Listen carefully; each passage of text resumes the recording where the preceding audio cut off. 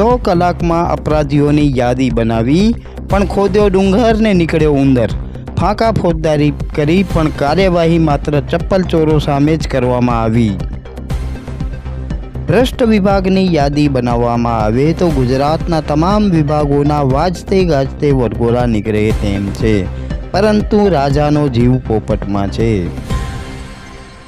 લઠ્ઠાકાંડ, તક્ષશિલા દુર્ઘટના, હરણી બોટ દુર્ઘટના, ઝુલતા પુલની દુર્ઘટના, રાજકોટ ગેમ ઝોનની દુર્ઘટનાવાળાના વરઘોડા કાઢવાની હર્ષભાઈ માત્ર વડ નથી।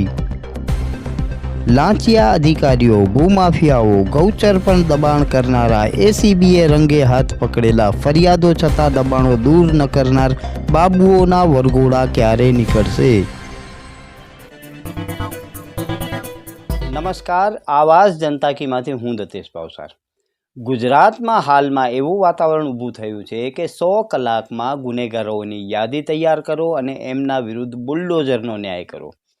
પરંતુ એ 100 કલાકની યાદી બનાવવામાં તમામ પોલીસવાળાઓ લાગી ગયા છે, બધે વિસ્તારના જે અધિકારીઓ છે એ પણ લાગી ગયા છે, પરંતુ એ લિસ્ટ અને યાદી બન્યા બાદ શું? આવા જે ગુનેગારો છે એમના વિરુદ્ધ બુલડોઝરથી ન્યાય કરવાની કાર્યવાહી કરવાના આદેશો થયા છે। એટલે કે એનો મતલબ એ છે કે હવે એ ન્યાય અદાલતોમાં નહીં થાય અને રસ્તા ઉપર ન્યાય થશે અને બુલડોઝરના માધ્યમથી થશે।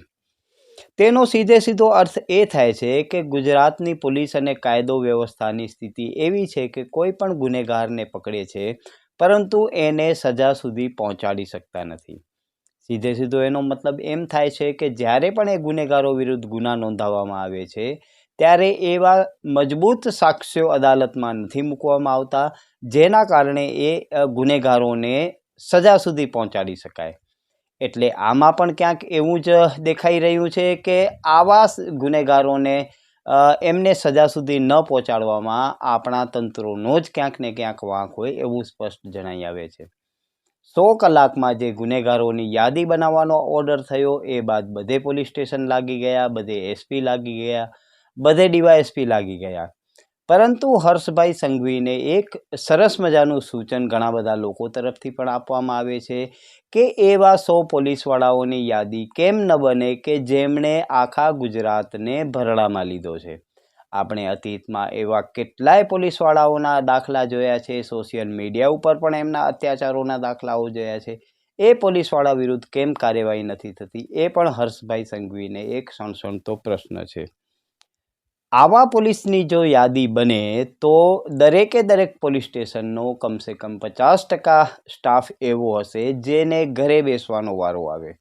એમના વિરુદ્ધ અનેક ફરિયાદો છે, એમના વિરુદ્ધ ઘણી બધી અરજીઓ આવેલી છે, તેમ છતાં એમના વિરુદ્ધ કોઈ કાર્યવાહી નથી થતી એ પણ ગુજરાતની જનતા જાણી રહી છે અને શા માટે નથી થતો એ પણ લોકોના મનમાં ઊંડે સુધી એની ટીસ છે।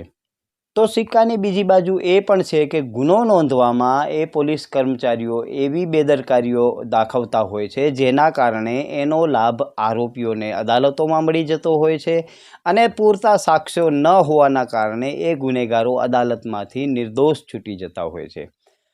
ઘણા બધા કિસ્સાઓમાં આપણે એવું પણ જોયું છે કે જ્યારે ગુનો બને છે અને પોલીસ એની ધરપકડ કરતી હોય ત્યારે બહુ જ ફાંકા ફોજદારી મારતી હોય છે, પરંતુ જ્યારે અદાલતમાં એ જે લોકો નિર્દોષ છૂટે છે ત્યારે કોઈ પણ એ પોલીસ અધિકારીને પૂછવા નથી જતો કે તમે તો મોટાઓ પાડે જ્યારે આની ધરપકડો કરી હતી, એમના વિરુદ્ધ ગુનાઓ દાખલ કર્યા હતા, પરંતુ અદાલતમાં એ સાબિત કેમ ન કરી શક્યા?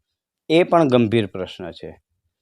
તો બીજી બાજુ સમગ્ર ગુજરાતમાં અત્યારે જે વરઘોડાનો કલ્ચર નીકળ્યું છે અને દરેક જગ્યાએ વરઘોડાની ચર્ચાઓ થાય છે। હર્ષભાઈ સંઘવીએ એમના એક વક્તવ્યમાં જણાવ્યું હતું કે ગુજરાતમાં જો આવી ઘટનાઓ થશે તો વરઘોડા તો નીકળશે જ, પરંતુ એ વરઘોડા માત્ર ગરીબ લોકોના અને ચપ્પલ ચોરી કરતા પકડાયેલા લોકોના જ નીકળતા હોય છે। માલુતુજાર લોકો છે એમના કોઈ વરઘોડા નથી નીકળતા। ગુજરાતમાં એવા કેટલાય મોટા લોકો છે કે જેઓ ગંભીર ગુનામાં સપડાયેલા છે પરંતુ એમના વરઘોડા નથી નીકળતા। ગુજરાતમાં અતીતમાં એવી ઘણી બધી ઘટનાઓ બની છે જે ખૂબ જ ગંભીર હતી। સુરતનો તક્ષશિલા કાંડ તમને ધ્યાનમાં હશે, વડોદરાની હરણી બોટ કાંડ તમને ધ્યાનમાં હશે, મોરબીનો ઝુલતા પુલનો કાંડ તમને યાદ હશે, લઠ્ઠા કાંડ તમને યાદ હશે, રાજકોટનો ગેમ ઝોનનો જે દુર્ઘટના બની એ પણ તમને યાદ હશે, પરંતુ એ દુર્ઘટના અને એ જે બનાવો બન્યા છે એમના વરઘોડા હર્ષભાઈ સંઘવી હજી સુધી નથી કાઢી શક્યા.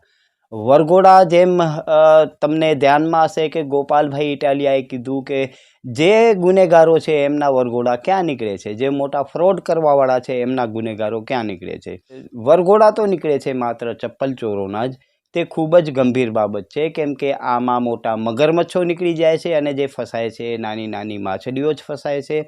એ નાની માછલીઓને સજા સુધી પહોંચાડવામાં કોઈ જ સમાજમાં સારું વાતાવરણ ઊભું થાય એવું દૂર દૂર સુધી દેખાતું નથી. ગુજરાતમાં અનેક જગ્યાએ આપણે જોયું છે કે ખૂબ જ ખનિજ ચોરો ફૂલ્યા ફાલ્યા છે, જમીન માફિયાઓ ફૂલ્યા ફાલ્યા છે, ગૌચર જમીન ઉપર દબાણ કરવાવાળાઓ ફૂલ્યા ફાલ્યા છે, સરકારી જમીન ઉપર દબાણ કરવાવાળા કેટલાય ફૂલ્યા ફાલ્યા છે, પરંતુ એ લોકોના કોઈના વરઘોડા નથી નીકળતા. સીધી રીતે જોઈએ તો એ લોકો જે આવી પ્રવૃત્તિઓ સાથે સંકળાયેલા છે, ખનિજ ચોરીમાં છે, જે ભૂમાફિયાઓ છે, ગૌચર જમીન દબાવેલા છે, સરકારી જમીન દબાવેલા છે, એ ક્યાંક ને ક્યાંક સત્તા સાથે જોડાયેલા લોકો હોય છે, યા તો એમના હળતિયા મળતિયા હોય છે. તેના કારણે જ એવા લોકોના વરઘોડા નથી નીકળતા, અને વરઘોડા નીકળે છે એ કેના નીકળે છે, એ સામાન્ય ચપ્પલ ચોરોના નીકળે છે. અમરેલીની જે પાયલબેન છે, જે ગુજરાતની દીકરી છે, એમના વરઘોડા નીકળે છે, પરંતુ જે હકીકતમાં ગુનેગારો છે એમના વરઘોડા નીકળતા નથી. તો બીજી બાજુ એ પણ આપણે જોવાનું છે કે જ્યારે ગુજરાતમાં અનેક જગ્યાએ એસીબી રેડ પાડી અને રેડ હેન્ડેડ એટલે રંગેલા હાથે જે રિશ્વત માંગવાવાળા અધિકારીઓને પકડે છે, કર્મચારીઓને પકડે છે, પરંતુ એવા કર્મચારીઓ અધિકારીઓના પણ હર્ષભાઈ સંઘવી વરઘોડા કાઢી શક્યા નથી. એટલે સીધી રીતે વરઘોડા એના જ નીકળશે કે જેની પાછળ કોઈ જ ન હોય.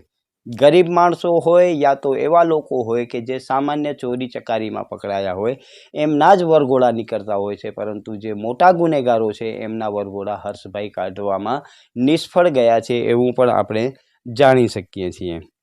તો આવા લોકોના વરઘોડા કાઢી અને ગુજરાતમાં કાયદાની ધાક બેસાડવાની જગ્યાએ માત્ર નાના નાના ગુનાઓ કરવાવાળા લોકોના વરઘોડા કાઢવા, નાના નાના ચપ્પલ ચોરો, નાના નાના બુટલેગરોના મકાનો તોડી અને ધાક બેસાડવાનો પ્રયાસ કરવો, એ જ હવે ગુજરાત મોડલ બની ગયો છે. ગુજરાતમાં આવા અતીતમાં પણ ઘણા બધા બનાવો બનેલા છે કે જેનામાં માત્ર અમુક લોકોને ટાર્ગેટ કરીને જ આખા સમાજમાં ભય બતાડવામાં આવે અને એના કારણે બીજા લોકો એવા કૃત્યો ન કરે. હાલમાં ગુજરાતમાં પણ એવું જ થઈ રહ્યું છે કે જે મોટા મોટા ગુનેગારો છે એમના વરઘોડા નથી નીકળતા અને સામાન્ય લોકોના જ વરઘોડા નીકળે છે. આ ગુજરાત મોડલ છે. નમસ્કાર, હું આવાજ જનતા કીમાંથી દતેશ ભાવસાર. તમને અમારી સ્ટોરી સારી લાગે તો લાઈક કરો, સારી ન લાગે તો અમને સૂચન આપો, પરંતુ સબસ્ક્રાઈબ કરજો જરૂર. નમસ્કાર.